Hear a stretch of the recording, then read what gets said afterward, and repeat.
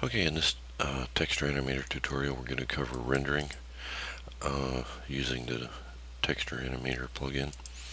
And if you use the Texture Animator plugin, has its own render engine selector. Right down here, it's right below the camera switch box. You first have to select which render engine you want to use. If you're using Daz Studio version 4.8 or greater, NVIDIA iRay render engine will be available. If you're using less than 4.8, it'll only 3 to light option will be available. Those are the only two render engines that the plugin supports. And most of your render settings you have to set through the Daz Studio render settings. I just read them from whatever settings you have over here. I don't actually read the render engine setting in the render settings panel. I have my own selector for that. Also, the other thing that the plugin will set is the file name and the path that you save your image sequences to. And that's it. Everything else is read from over in the render settings. So be sure that you set it up however you want it over here first before you begin rendering. Now the next thing to know is the plugin renders to image sequences in either JPEG, PNG, bitmap, or TIFF format. Those are the four formats that Texture Animator supports, and it renders directly to file. There is no other options for rendering to a preview window or anything. It just renders to directly to file. Now what we're going to show you is how to render. In this case, we're going to start out just replacing some frames, so you can render out your entire Daz scene, the whole play range, or you can there's some options there if you want to just replace the certain set of images. In this case, that's what I'm going to show you here. We're going to replace images 11, 12, and 13. And let's just say that there was something wrong with these images and we just need to re-render them. So rather than having to render out your entire Daz scene, you can just delete those out and then we'll just re-render them. So we're going to be rendering from frame 11 to 13. So in that case, you just set your play range to 11 to 13. And I usually cycle it just to make sure everything's in all the texture animations are at the right spot after I change the play range. Now one thing to know is, well, I'll cover that later. But anyway, to get the renderer going after you set your play range, just click on Menu, Render, and a Save As dialog box will appear. You just select your directory and where you want to save your image sequence to, and this is the directory that we have our images. And for the file name, there's a few file naming kind of good rules. Since it's a image sequence, is to always put an underscore character after your file name. So this is the file name underscore character, and that's all you need. Texture Animator will enter in the frame number for you.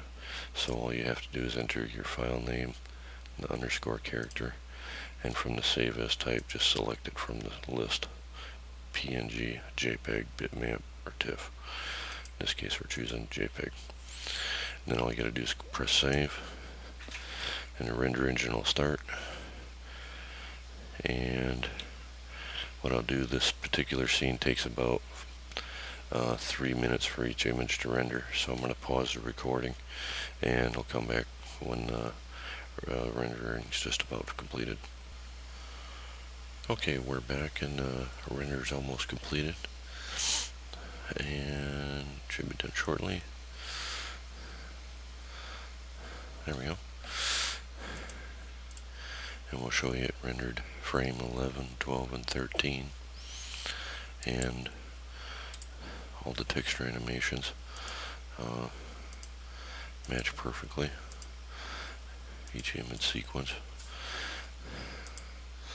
And we'll set our play range back to the normal 0, let's see, 447. Okay, so that's done. So like say if you wanted to there was only one particular image you needed to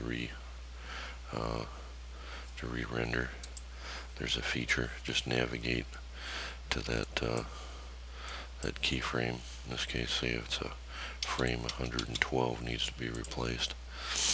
First you change it over here, and just press on either the step forward frame or the back frame, and what it does, it advances all the texture animations to that that frame number. If you just use the controls over here in the timeline, it won't affect any of the texture animations, the camera switches, or the base opacity setup, so you have to use the player controls. But I do use the timeline for skipping around. I didn't build one into the player. I utilized the Daz Studio timeline for that. So you can just hop around at your will, but just navigate to that frame number, press the next button or the previous, and then to start to render you just go menu, render current frame, and a save as dialog box up here. Navigate to where your image sequences are being rendered out to. Same thing, just enter the file name, what you've been naming them, with the underscore character, and then just press save, and it'll re-render that single image. Now the benefits, the reason why I showed you those first was it's the Texture Animator plugin is quite versatile at replacing images. Like say if you had in your animation sequence, you didn't notice it when you first rendered out, but like if the foot was going through the floor or something was just didn't just look right and you wanted to redo it, you'd come back and make your corrections in your scene, and then just replace the frames that you need. That's specifically why the Texture Animator plugin renders to image sequences, so it allows for making corrections like that if necessary. So you don't have to, like if it rendered to a movie file, you wouldn't be able to do that. You'd have to render your entire scene out.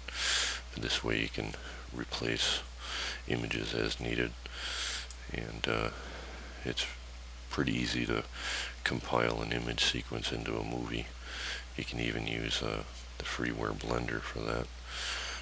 They have a wonderful video editing feature in there that's pretty powerful. And I'm going to pause the recording because this is going to take a while to render this frame out, and then we'll be back when this one's done. We'll start cover some of the other features. Okay, our render is just about finished. There we go, it just completed. And as you can see, where's frame 112? Right there, it rendered it out. And we step back and forward through the image sequences. You can see it perfectly matches all the texture animations line up. Okay, let's see, where were we? Okay, so we covered how to render a current frame and rendering, and it's all if you use under the menu render, it renders your entire play range wherever you get your play range set at. But if you did want to skip around and say only render a specific frame, just enter it in the current, like say 45, press the next button or the previous button, and it'll hop right over there. But you have to use the player controls, because the texture animations won't advance to that frame unless you use those. And rendering's pretty straightforward. Like I say, you have to select your render engine from the selections in the plugin, and just make sure you preset up your render settings over here. And that's all there is to rendering with the Texture Animator plugin. Thank you for watching, and hope you enjoy the plugin.